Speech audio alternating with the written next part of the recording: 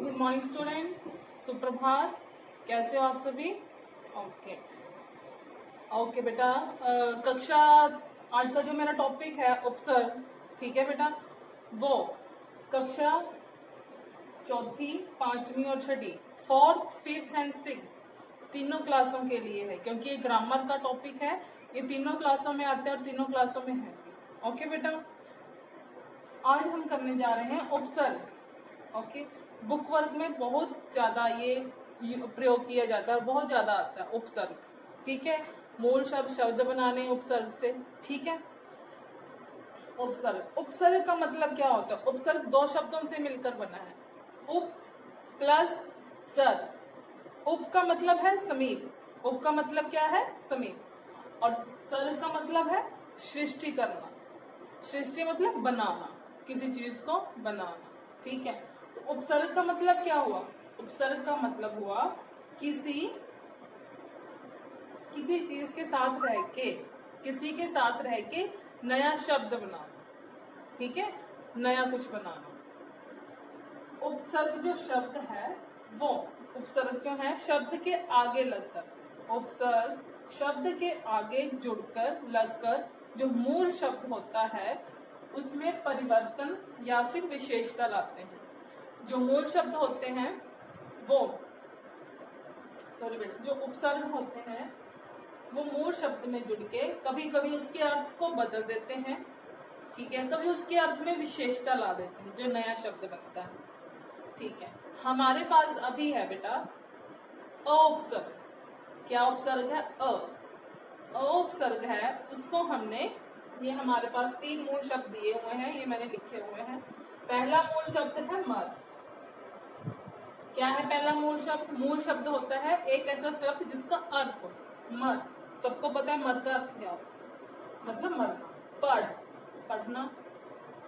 मोल, मोल मतलब किसी चीज का प्राइस पूछना, मोल पूछना। ओके, अब हम हमारा जो उपसर्ग है, उपसर्ग को मूल शब्द मर से जोड़ेंगे, प्लस करेंगे तो वो क्या बन जाएगा? मर होता है मरना।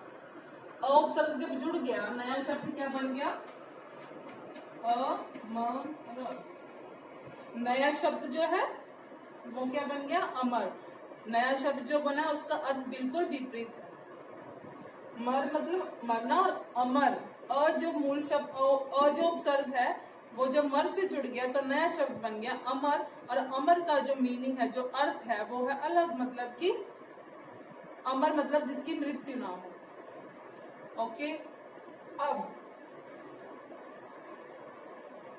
वैसे ही पढ़ हमारा मूल शब्द है। ठीक है, पढ़ हमारे पास शब्द है, उसके साथ हमने उपसर्ग को जोड़ दिया। पढ़, पढ़ मतलब पढ़ना। जब को जोड़ दिया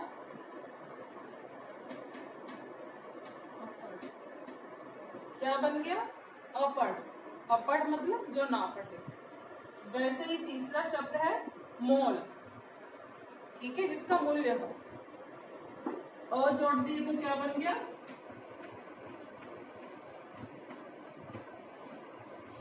अमोल, जिसकी कोई कीमत ही ना हो, जो बहुत मूल्यवान हो।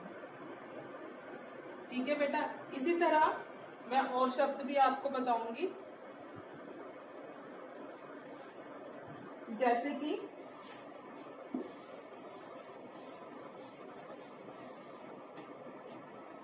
यहां हमने उपसर्ग लिया है आ। कौन सा उपसर्ग लिया है? आ।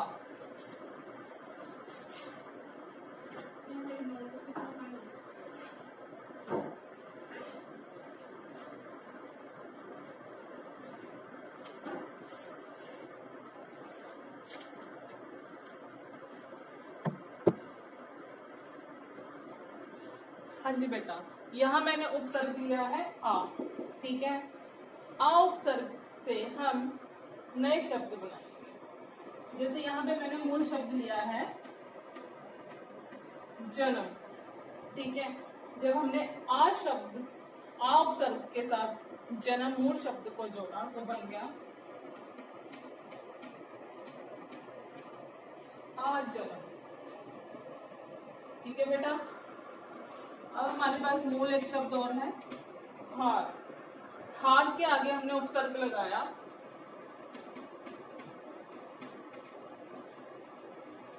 आहार। ठीक है, हार मतलब हराना, पराजय होना, हार जाना। ठीक है, जब आ उसके साथ जुड़ गया तो वो बन गया आहार। आहार मतलब भोजन। ओके बेटा,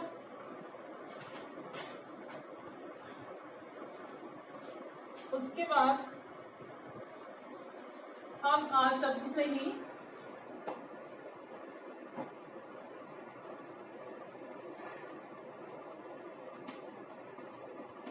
अब हमने उपसर्ग लिया है अध। कौन सा उपसर्ग लिया है? अध। और हमारे पास मूल शब्द है जल। ठीक है, या जला। ठीक है, जला। अध उपसर्ग और मूल शब्द है जला, तो क्या बन गया?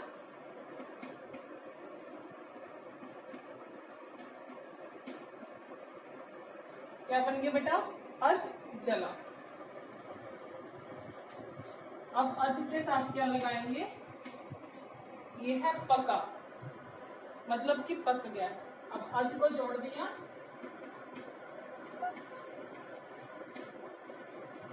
अध पका। ओके बेटा, क्या बन गया ये? अध पका। अब ऐसे ही अब आपको पता चल लग गया होगा बेटा, जो उपसर्ग है हमारे वो मूल शब्द के आगे जुड़ते हैं। कहाँ जुड़ते हैं वो? आगे। जो शब्द जो शब्द आगे जुड़ते, शब्द के आगे जुड़ते हैं वो उपसर्ग होते हैं। ठीक है, ओके बेटा, आपको समझ आ गया होगा। Thank you.